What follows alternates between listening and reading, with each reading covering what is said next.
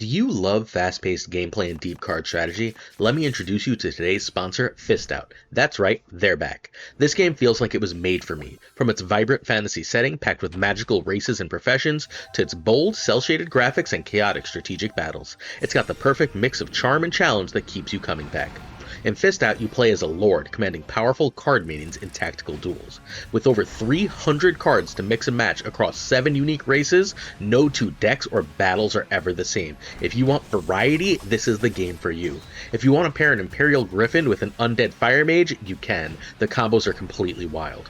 The best part? This isn't some pay-to-win cash grab. Fist Out is built around fair play with a self-balancing system that adjusts based on real player data.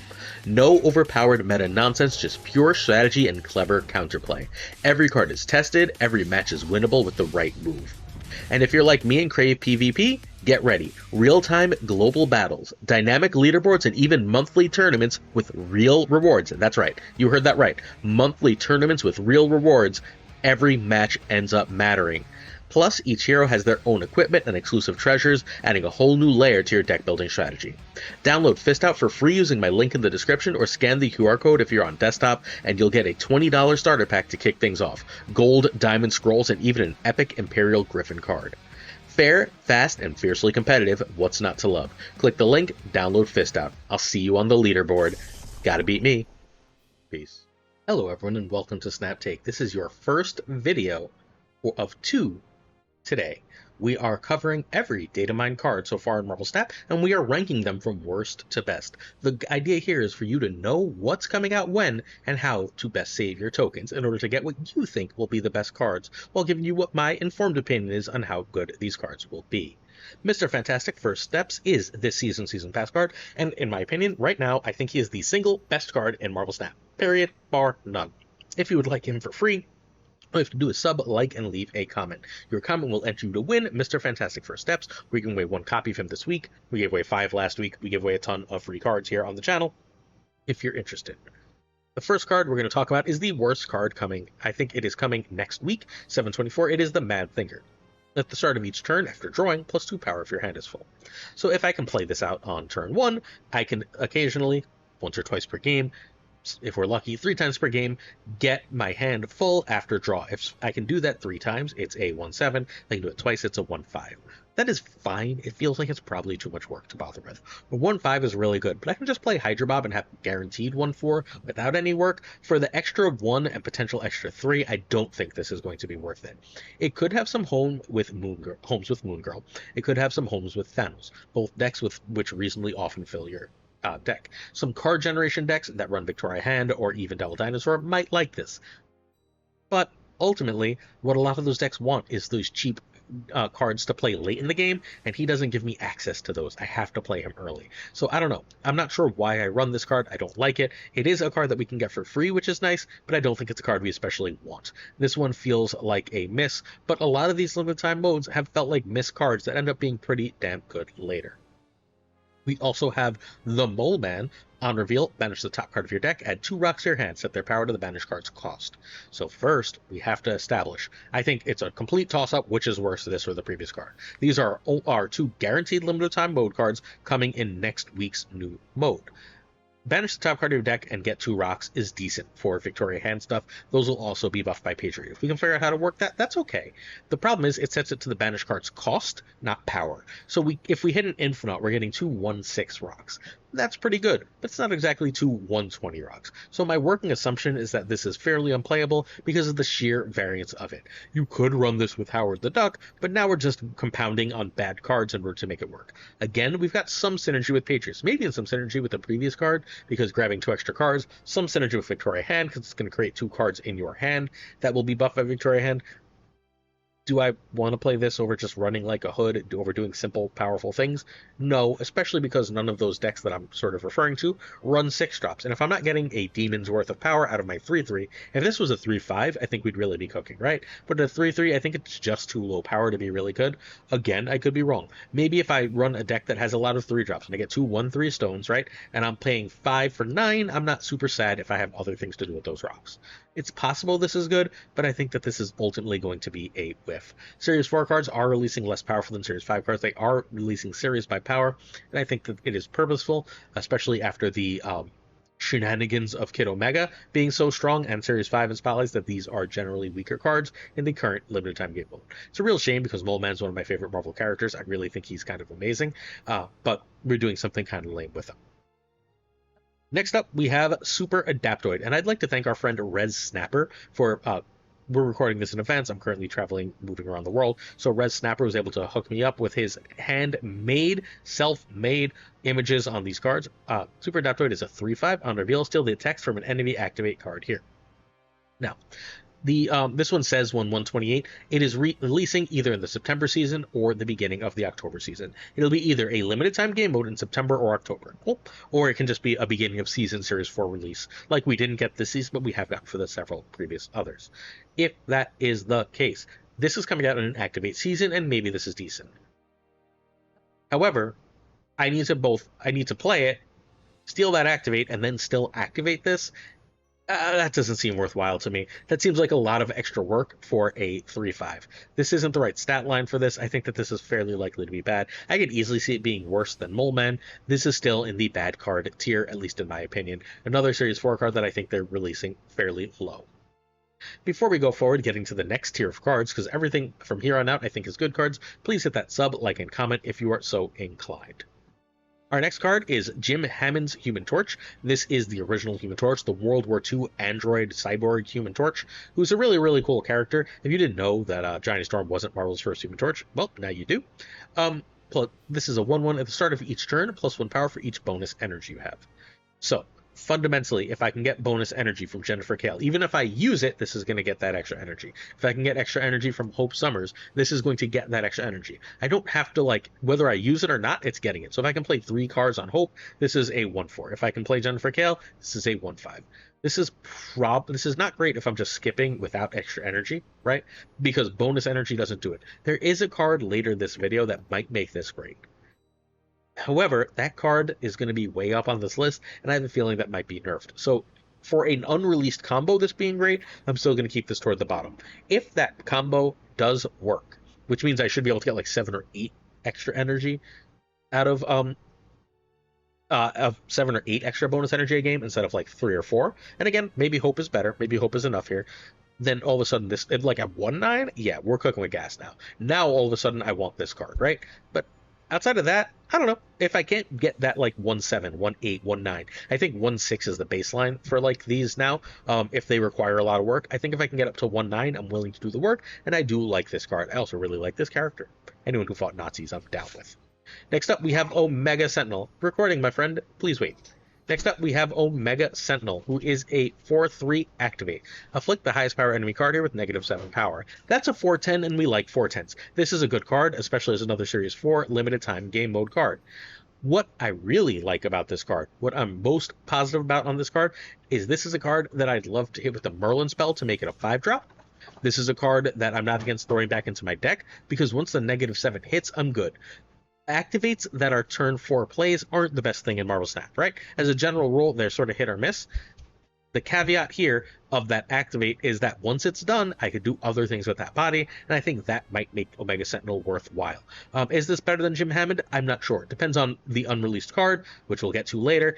But for the time being, because Merlin is already out, and I know this works reasonably well with Merlin, Merlin also already goes in a lot of decks that run Sentry. This seems like a deck that might card that might want to go in those decks, because those all combo together. I think that Sentry and Nihilist type stuff with this just really might end up working out well. This also, and I know Butt in advance, our friend Butt, who was top 4 of the first Golden Gauntlet, a player who's been number 4 on the Infinite Leaderboard, brilliant Marvel Snap player, currently number 4 or 5 on the Infinite Leaderboard right now. You can play this, use the negative, and then use the card that throws Omega Sentinel back into the deck. Once you've thrown that Omega Sentinel back into the deck, you can Galactus that lane, which seems like a pretty damn cool, powerful thing to do.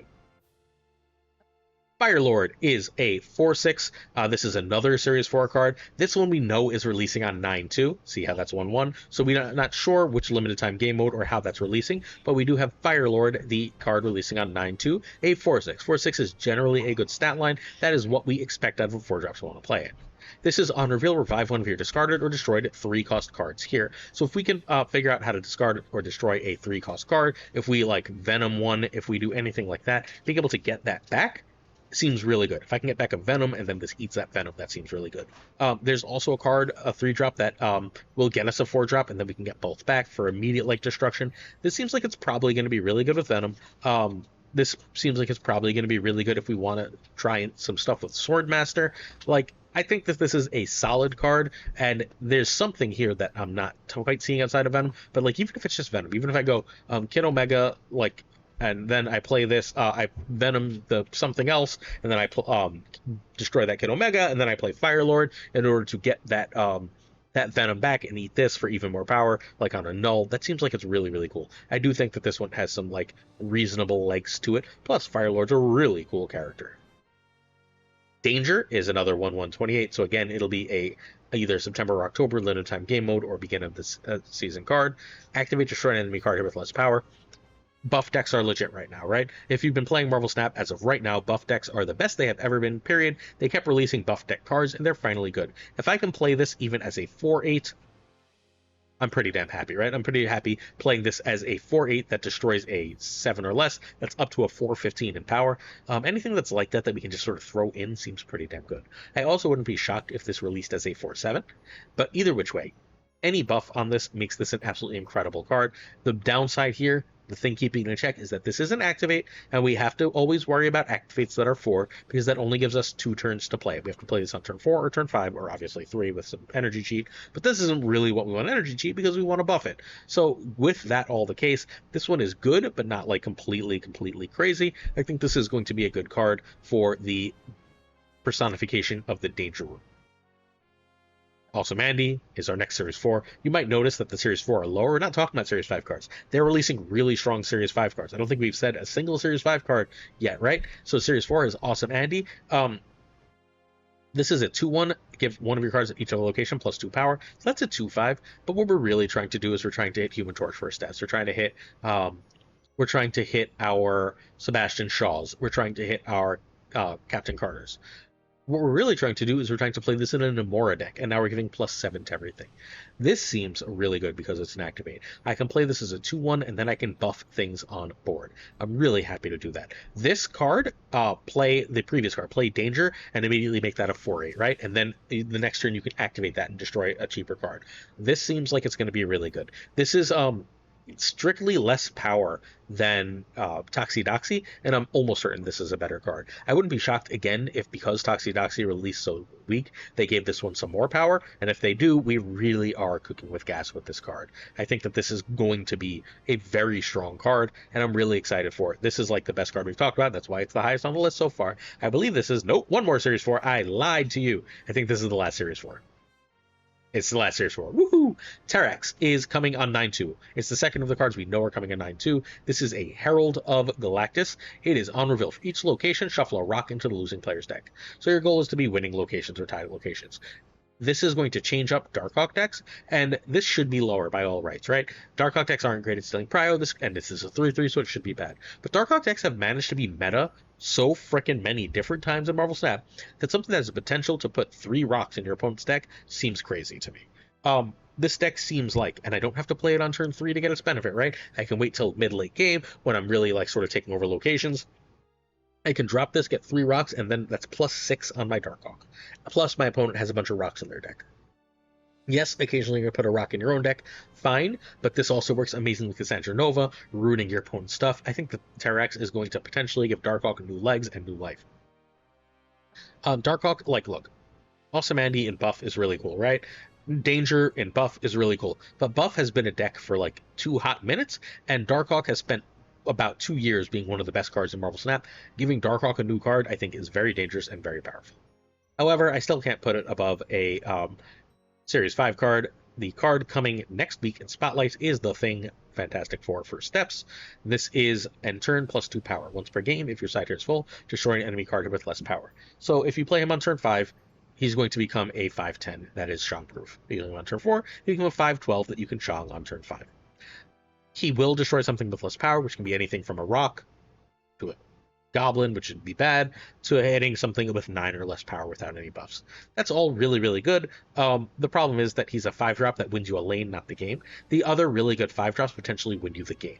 Cannonball, Legion, Hellion. Those are all cards that can win you the game, while the Thing First Steps is really, really good at winning a lane. I'm not sure that's good enough for a 5-drop. That said, people are going to experiment with him, and there is an end-of-turn deck coming, and if he is good in the end-of-turn deck, all of a sudden the math changes for him. All of a sudden, he is a relevant card, and I think that they're going to continue to push First Steps cards until this is really solid. Next up, we've got Airwalker. This is another Series 4 card. Oh my goodness, this is the one I talked about earlier. 3/4. When this card is destroyed, replace it with a 4-cost card from your hand or deck. Oh, you mean I can get Galactus or Gwenpool?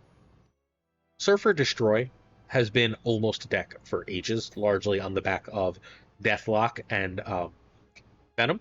We also will have Kid Omega. We'll also have this. We just destroy this, and then all of a sudden we've got Gwenpool, we've got Galactus, and we're cooking with gas. I'm telling you that this is going to be absolutely wild. It's going to create us a new Surfer deck, and Surfer, look, Discard Surfer is a real meta deck as you are watching this. If you haven't played it, you should check it out. We talked about it in, I want to say, either Saturday or Sunday's video.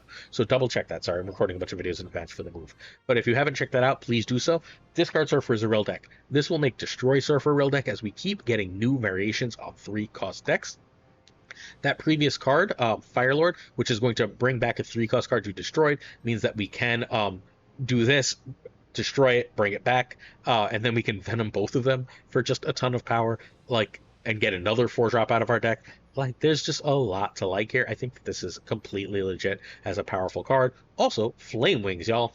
This is going to be very good. Again, get ready for Destroy Surfer as a real serious deck right now. Jocasta. Activate immediately. This is our Series 5 card that's coming 9/30, the end of September. So that's as far out as we go for this video. This is the last card that we have a guaranteed release date for. Activate. Immediately activate your other cards here without using up their activate abilities. So the problem is there's not a ton of activates I want to double here. If I can get this going with particularly the Fantastic card, I'm very excited. But Symbiote Spider-Man, an extra use for Aranya? Okay, I guess. An extra use for Black Swan? No, I don't want an extra use for Black Swan. That doesn't do anything for me. There's just not a ton of activates. The activate season does make this better. Like we do have the Destroy activate. Being able to play the Destroy activate and get the use out of it without using it and be able to destroy 2 things seems good. But this one seems more cool than good, and it's a 3/3, and I'm always worried about 3/3s because 3/3 is a cost that's very hard to play.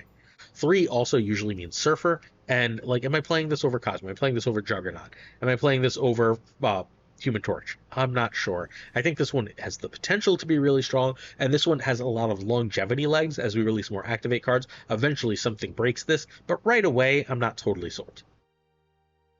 This seems better to me. 3/5, Invisible Woman, coming at the end of this month. For Invisible Woman First Steps, activate this turn. Your end of turn abilities happen twice. Being able to double Human Torch twice seems amazing. Human Torch does say once per game, so I'm being fairly speculative. So perhaps this doesn't double him twice. Perhaps this gives him +1 and then doubles, but that's still +2. It'll make the Thing First Steps, however, kill 2 cards on that last turn. It'll work for double the big ones, or it'll work for a double Havoc, which gives it 8 power immediately. It'll work for a double Thena, which gives it 6 power immediately. That kind of thing is incredibly powerful. And then you play that with Fantastic Card, and they're getting 8 power. And now that's lane-winningly big. Any end-of-turn abilities that are buffs, and there's a few, that are just going to absolutely love this card. I would not be shocked if there's an end-of-turn Surfer sort of brewing, but if not, there's definitely the small good cards, the Havoc list that runs Thena, that runs Kitty Pryde, that runs all those cards. That deck is going to love Invisible Woman First Steps, because that deck now runs Human Torch First Steps as well. I am beyond excited for Invisible Woman First Steps for those decks. Everything from here is kind of insane, right? Jocasta is good down the line. I think Invisible Woman is good right now, and everything here, from here on out, is cards I'm oh, I think you might really, really want this. This is the one that, is sort of holding up for 1 second, not because I don't think it's great. This one is holding on, this one's at the bottom of the really, really good ones, because it might take a few more end of turn abilities before this is broken. but I'm pretty sure it's still really good.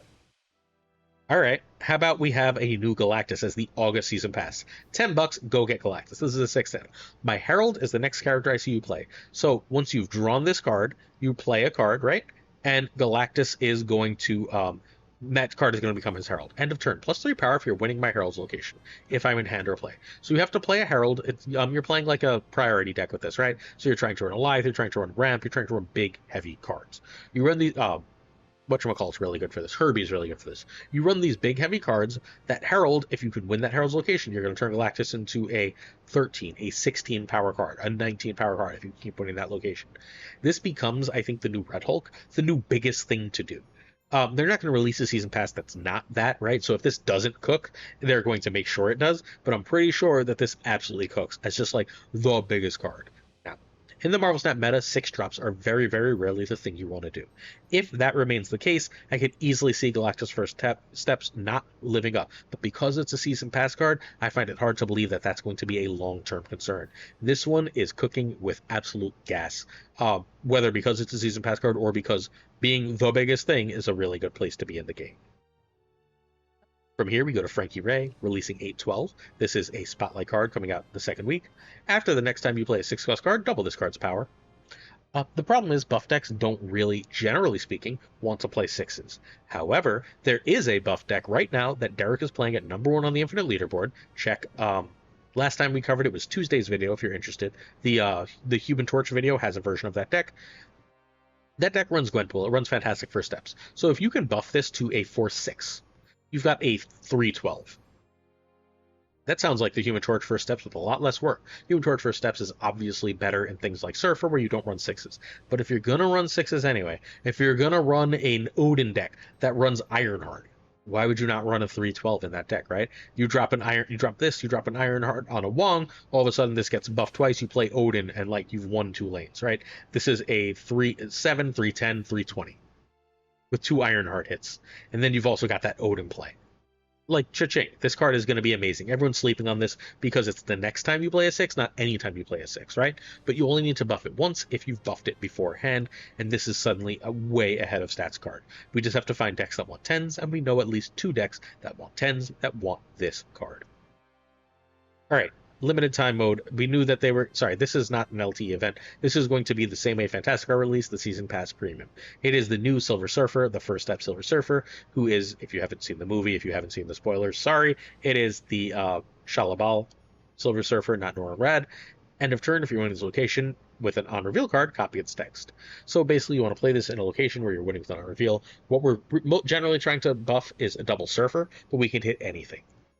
The other thing we can do here is we can buff this with Fantastic Car, and then that should be able to make that location a winning location, at which point it's going to copy an on-reveal card.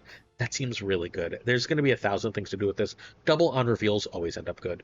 This is a 3/4, so we know it goes in Surfer, which means we know it can work with Sage, which means we know it can work with like a Prodigy. This copying a Prodigy that's an on-reveal would be amazing. Like, this is just going to have a bunch of stuff to cook with. You can use this to copy a Surge. You could use this to copy a Forge. Like, there's just a million really, really good targets that you hit with this, and all of a sudden the game has just changed completely. What you have to do is be winning a lane once with an on-reveal and do it, which means you can play this early and wait to play the on-reveal later to really, really cook, and then all of a sudden that on-reveal goes over the top, and you go way over the top with this. You play this on turn 3, you play Surfer on turn 6, with Juggernaut, and all of a sudden you're winning that lane, and you just go to town. You either get a second Juggernaut, or you get the second Surfer. Woo, win. Cool. You play this with, lots of cards, and just dominate the freaking game of Marvel Snap. I'm pretty sure that, Fantastic Car is good, but not great. I think this card is just great. It's very upsetting that they're putting this in the limited time. Season Pass Premium. Alright. Ghost Rider, Cosmic Ghost Rider. On-reveal, remove the text from the front row enemy card here. We're in a very Surfer-heavy meta, and being able to get rid of front row wins games. Straight up, that's it. This is the card releasing 8/26, by the way, my birthday. So my birthday card is Cosmic Ghost Rider, which means I must read those comics. But this is just like Galacta. Okay, no. Captain Carter. Okay, no. I don't know. Havoc. No. Athena. No. Fantastic First Steps, no. Yes, it's a 5-drop, but if we can ramp into this, if we can play this, I want my 5-drops to be game-winning, and this card feels like a game-winning card. Just the sheer amount of power of an on-reveal that gets rid of 2 cards text is crazy strong. I am very excited for this card. I think this one's going to be an absolute beast. Speaking of absolute beasts, we've got Stardust. Stardust is really cool. That is the first Spotlight card coming out in August. 8/5 ongoing. Cards can't be added to locations except by playing or moving them. So this would be like number one, if not for one thing. So this card shuts down Nimrod. This card shuts down Hela. This is a tech card that shuts down a lot of the more annoying parts of the meta that go over the top of you, right? You play a Zola. No, Zola's not going to do crap. All those cards are really strong. They play a Wolverine. That Wolverine and destroy it. That Wolverine is gone. All that stuff is really good. Deadpool still go back to hand, but like Wolverine and X-23 are gone. All that kind of stuff seems amazing. So this card is utterly wildly strong, right? Why is it so low on this list? And we're not so low. We're in the like top third because the presence of this is existence. If this sees play, and when it releases, it's going to see play, right? Chases Hela out of the meta, chases Nimrod out of the meta. Like, this is existence. You might not need to own this as much because the existence of this card should chase a lot of its food, a lot of the things that it preys on just away. Until this stops seeing play, those are just not cards that see a ton of play. Hey, I should be live tomorrow. That is Friday at twitch.tv/PulseGlazer. This will be my first stream after the move. If you are so inclined to check it out, it would mean the world to me. Please check out twitch.tv/PulseGlazer. Next up, we have Moira X. That is the card coming out on 9/2, a Spotlight card coming out at the 1st of September. When this is destroyed, get a copy of your opening hand. So I will happily run this with Killmonger as an extra Moon Girl. That's it, right? I play the double She-Hulk shenanigans, and I don't need to play Moon Girl. I can play Monger on 3 or 4, skip on turn 5, and I'm good to go. Yes, please. That's a home and a half for this card. We don't have to worry about it. We don't have to stress it. We know we can do that. This card seems absolutely freaking incredible. This is also really cool. I don't want to spoil why this is really cool and thematic for the card, but this one seems wild. Again, props to Red Snapper for any of the September cards. This one is a must-own card, at least in my opinion, as long as they release it this way. As long as I can hit this with Killmonger, I can get a copy of my opening hand, and if like my opening hand is bad, I don't have to play the Killmonger, right? Like, I'm not required to. And if my opponent destroys it, they drew me 3 cards. Okay, thanks for the draw. Enough times this is going to be a She-Hulk. This is going to be a second Sunspot. Double Sunspot to skip turn 5 is plus 10 power. That's a 10 power play that gives me a free She-Hulk or an Infinite on the last turn. All that stuff, I want to do that, and I want Moira X to help me do that. Moon Girl is a 4/5. It's that's expensive. That means I have to build my whole deck. Moira X means this is easy. I can run this in Surfer and sometimes just get an extra Brood. Like, this is like better Nova. This card is going to be amazing. I don't know how else to say it. Also, those are copies of cards, which means Quinjet is amazing here. So I can do this, and because I can do this on turn 3, I can play Quinjet on turn 4. And then I've got just, like, I played a Seraph all of a sudden for my opening hand. Hell yeah, this card is absolutely bonkers amazing. Speaking of bonkers amazing, it's Warlock. Warlock is a 3/4. Oh no. For each unspent energy, give a card in your hand -1 cost. Oh. You mean if I skip turn 5, like Moira is encouraging me to, I can get -5 cost? For each unspent energy, give a card in hand -1 cost. I can get -5 energy on my hand? Yes, please. Add that to Quinjet. Play Moira X. Play Killmonger on 3. Play Warlock and Quinjet on 4. Win game. That's it, right? That's it. This deck is completely wild. In addition, we also know that we have high evolutionary decks where we have unspent energy every turn. Getting a -1 every turn that we have unspent energy seems, I don't know, completely broken in a high evolutionary list, which already wants to do She-Hulk and Hulk, She-Hulk and Infinite, She-Hulk and Red Hulk shenanigans. Yes, please, once more. Holy crap, is Warlock good. Warlock's one of my favorite characters, too. I love OG New Mutants, so I'm super happy for this card to come out. Next up, we have a Redshift, and we're just at, like, sheerly broken now, right? 2/3. It's coming out on 9/2, so it's coming out at the beginning. This is Series 4. This is, again, very likely to be that Season Pass Premium card. Oh, no. This is the highest Series 4. 2/3. Unrevealed. Discard the leftmost card in your hand to add a random card with the same cost to your hand. So, the only reason that this card that might not be completely insane is the previous Stardust, because this is amazing with Agatha. If I have this on turn 2, I can basically guarantee an Agatha gone. Agatha's always the leftmost card in my hand, right? I'll play this on turn 3 if I don't play it on turn 2. And then I get a 6-drop, and I've gotten rid of Agatha. If I play this with Black Knight, I'm thrilled, right? Black Knight gives me a shard, and like I get another card of that cost. And I get the extra shard, or I can play this in Hela. hitting any card but Hela with this seems amazing, right? My leftmost card. All right, so let's get that Infinite into the left-hand spot. Let's get that Giganto into the leftmost spot. Discard it, be able to bring it back with Hela, get another 6 that I can then discard with Blade. Yeah, I'm with it. I'm 100% with it. This card is insane. This might be number 1, if not for the Stardust card that will prevent me from breaking Hela with this. Even so, and this card is going to find its way to be broken. This is absolutely amazing.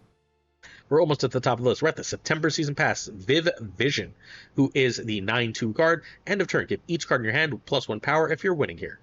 Each. Repeatable Nakia. That's insane. Otherwise, move this to another location. Oh, you mean I can get a repeatable Nakia, or I can buff a Kraven, buff a Hydra Stomper? Yeah, I want to do that, friends. I really want to do that. I want to play a 3/3 that immediately becomes like a 3/7 and then becomes even bigger. I can play that. I can create a move hand buff list with this. Yeah, I want to do that, right? Like, I play this and then I move this on a Kraven, and now I've got the 3/5 that is Kraven and the 3/3 that is this. I've got 8 power on this on turn 4. Okay.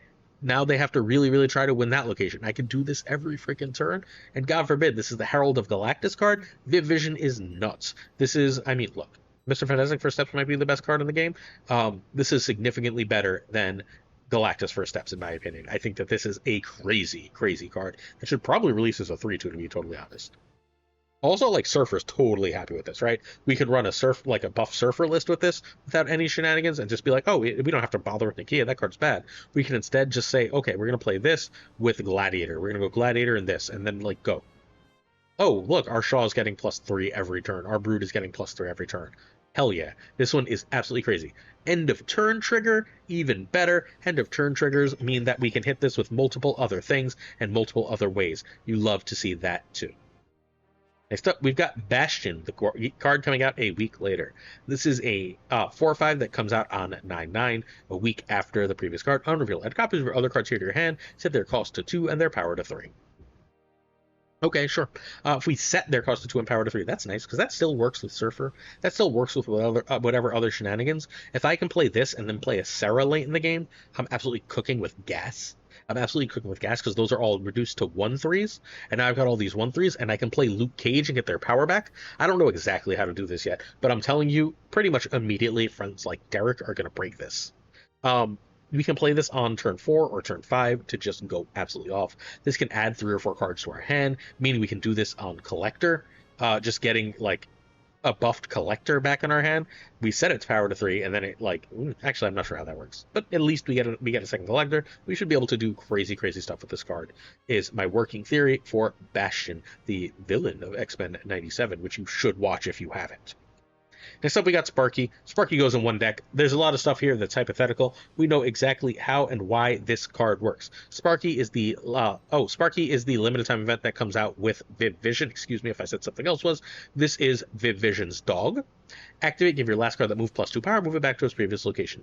So obviously that works really well with Viv Vision, right? Viv Vision will move, get +2 power, and then move back. That is 2 moves, which is really nice.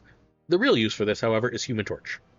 Activate, move Human Torch. When you move Human Torch, give it +2 power and move it back to its previous location. So it's going to get +2 power and move a second time. So you move Human Torch and becomes a 4. It then becomes a 6, and then moves back and becomes a 12. That's, think about the card Madam Web. Think about the card, I lost his name. Think about the card Fanfei. Those cards absolutely love. Think about the card Hellion. You trigger this, then use that. The next, you just move, make sure you move the right card last. Your last card that moved. Make sure you move that Dazzler, that Human Torch last. And then you just go crazy in power. And then you can Heimdall. And then it's in the right lane for you to Heimdall. This one, move is already one of the best decks. Let's go way over the top with it. And then number 1 is the Fallen One, and they can't release this card this way. 8/19, the Fallen One is our Series 5 card. Reveal, set your max energy equal to this card's power, so you run this in hand buff and you have like 15 energy last turn, right? You should easily be able to get this to a 5/10. You get up to a 5/7 Galactic, you play a simple hand buff, you're at a 5/9, 5/8, 5/9, right? Okay. I play this on turn 5, I have 9 energy on turn 5. I can now play a Brood, a Shaw, everything. I can play everything I want and just dominate with this card. This one absolutely loves Viv Vision, which comes out 2 weeks after it. This is the best card coming to Marvel Snap, bar none. I cannot wait for this card to come out. Part of me is just like, please don't let it come out. I said a card would make the Jim Hammond Human Torch nuts. If I can make this, because every energy here is bonus, right? This is all bonus energy. It's setting my max energy. If this works with Jim Hammond, and it should, if I can get like 9, 10 energy out of this, that's a 1, 10, 11 out of Jim Hammond, on top of just having every energy in the game for the end of the game. Oh my god. Oh my god. Oh my god. This one is completely, utterly broken and insane. On reveal, set your max energy is huge. I cannot imagine they release this as a 5/5. If they do, we don't need Sarah anymore. This is it. This is probably going to be the best card in Marvel Snap, at least in my personal opinion, as of what we've seen from Datamined right now. Certain to support on our Patreon come with honor. Thanks. If you enjoyed this video, please consider checking that out, but at least hit that sub button if you're willing. The people we have to thank on our Patreon are Jonesy Snap 22, and I'm going to go fast because my family got home. Happy Lisa, Minotaur Burnett, here we go. Silly B, Ink, Iron Preston, Hotel Nebulate, Prime Grind, Reinberg, Rhinewood Snap, Renwrench, Gopher Kev, Keltor, Caretix Lee, Quarry, Kazushi, Archangel 3K, Black Dahlia, Purpose, The Goat Seeker, Code, Hollowed, Only Fox, Synth, Frederick, Absolute China, Nightmare, Dirty Castle, Mystic Oracle, Cable, Cinder Prime, Philly, Haplo, Candy Logs of the Danger, The Bizza, Black Tube 23, Extra Z, Skippy G, Jessica Gamble, Mr. Suspect, The King Bros, The Great Kazoo, Werewolf, Capsiota, Clam, Colonel Forbin. Is this an older version? No, right? No. Rob Silverman, David G. Winfield, Stephen, Brent Coffin, Justin Martin, Jason B, Mr. Craig Sterry, Matt B, Corey, Corwin, John Q, Jim McHugh, Yes Out, ACH, Webber Bad, Milkman, For Real, Cactus Jack, Reapster, Steve O, 131, Gil Marco, Ted Pro Joe, Ted Pro, Quid Pro Joe, Woof, Snapchat Joe, Boom Bop, Bricks 2 Click Green, Goblin, Unibot V2. Check him out on YouTube, please. Flan Fit 6, Spectrum Mix, Oculars, Matt H, GG Mike Catching, Snow Freaking Flicks, Nick the Greek Geek, who's covering tomorrow's video if I'm not all set. Toxic Soul King, Zotric 74, The King of Canada, JJ, Dead Man Falcon, Falthor Newman, Two Chides, The Great Ladders, The Pranking Tucker, and of course Gunny T. The T stands for there's a second video today. Don't miss that. Hit that sub, ring that bell, and peace out.